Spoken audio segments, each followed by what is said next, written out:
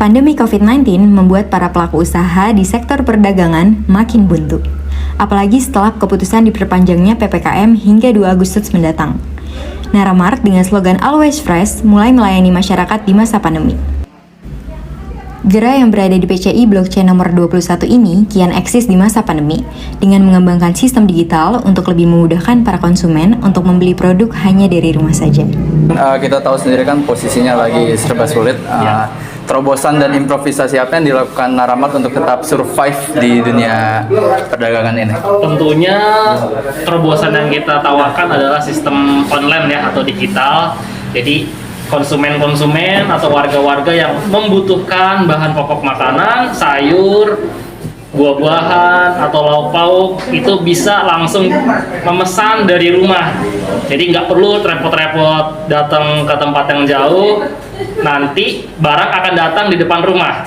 Terobosan itu yang kita lakukan saat ini karena memang di masa pandemi ini untuk kumpul-kumpul itu memang sudah tidak diperbolehkan seperti itu. Jadi saya berfokus di situ di digitalnya karena memang di masa pandemi ini ya dilarang lah untuk kumpul-kumpul, jadi sistem online lah salah satunya cara supaya kita untuk survive ke depannya untuk usaha ini.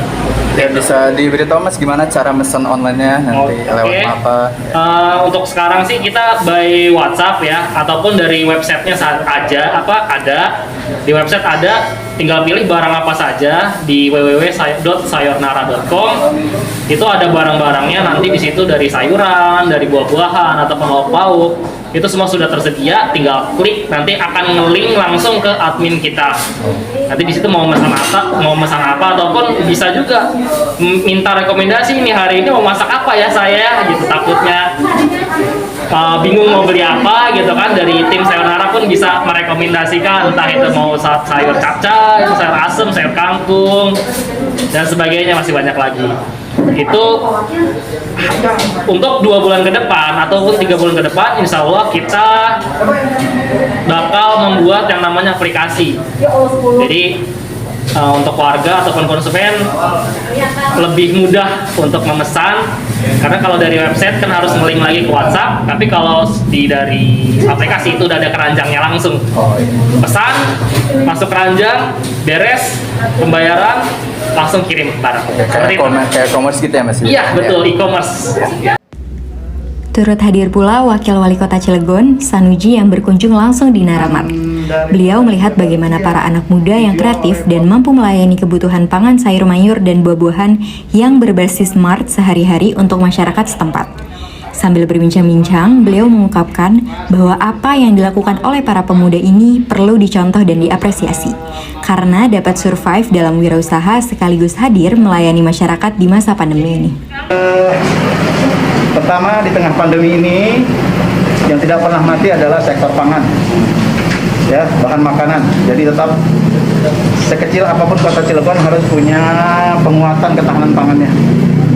Jadi tetap sektor ketahanan pangan, penyediaan pangan, lebih produk pertanian akan kita dorong terus. Pasar Karanggot akan kita jadikan pasar di mana pasar modern, pertukaran pangan, kesediaan bahan pangan di Cilegon. Salah satunya adalah Pasar Karanggot, di samping Pasar Kelapa, Pasar Merak. Tetapi juga pertanian kota akan terus kita dorong. Kita punya lahan 10 hektar di Cikerai untuk kawasan pertanian terpadu. Dan kita dorong pertanian kota, dan di rumah-rumah Kang Galih, Kang Rizky dorong terus rumah-rumah bertani, ya. Siap. Beliau yang akan memasarkannya, dan tentu kita juga punya industri yang ada karyawan-karyawannya tiap hari ribuan orang butuh makan, butuh sayuran.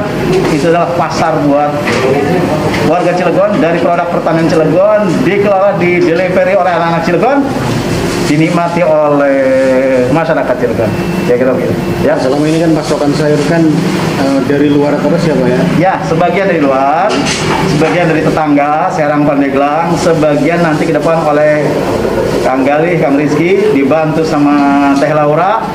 Sebagian ke depan kita dorong produknya dari Cilegon. Ya.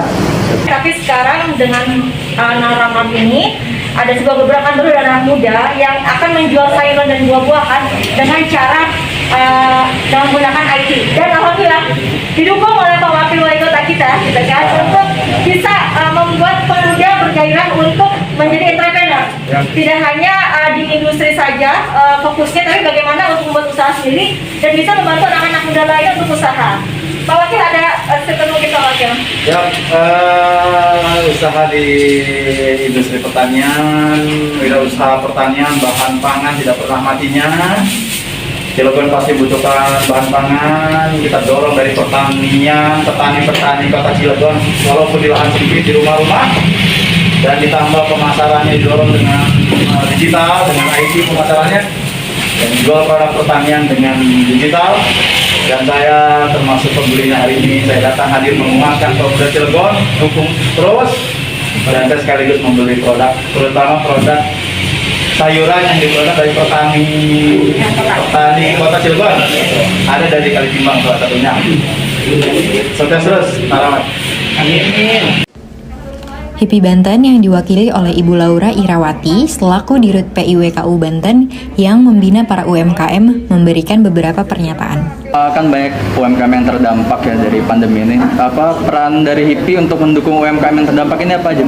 Ya, jadi HIPI, Himpunan Pengusaha Pribumi Indonesia, adalah salah satu komunitas bersama PIWKU dan Lembaga Wirausaha. Kita mencoba untuk membuat sebuah sinergisitas pentahelix namanya. Nah, sinergisitas pentahelix ini salah satunya dengan government pemerintah. Tadi makanya kenapa kami menculik Pak Wakil gitu kan untuk datang ke sini, karena tanpa support dari pemerintah program UMKM sedang usaha pun tidak akan berjalan. Itu yang pertama. Yang kedua, di sini kebetulan UMKM yang kita bina ini adalah anak muda milenial yang sedang mengikuti program dari Kominfo RI, dari government juga. Mereka akan mengikuti digitalisasi marketing, di mana mereka sebenarnya sudah jalan, namun belum maksimal. Mereka sudah lewat IG, sudah lewat WA, sudah akan membuat marketplace, di mana kemarin tingkat kota Serang mereka menang yang mengikuti kompetisi untuk digitalisasi program. Nah, inilah yang insya Allah melalui HIPI kita akan dorong semaksimal mungkin sehingga bisa masuk industri.